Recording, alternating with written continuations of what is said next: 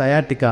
ఈ sciatica issue ఉన్నవాళ్ళు sciatica nerve ఒత్తిడికి గురైనప్పుడు ఉండే ఇబ్బందులు కంప్లైంట్స్ ఏంటంటే, మొదటిది పెయిన్, నొప్పి. ఈ నొప్పి అనేది నడుము దగ్గర నుంచి కాళ్ళలోకి పాగుతున్నట్టు ఉండిద్ది. ఇన్ఫ్లమేషన్, నమ్నెస్, కాళ్ళలో తిమ్ముళ్ళు, ఇంకొన్ని సందర్భాల్లో చూసుకుంటే బర్నింగ్ సెన్సేషన్.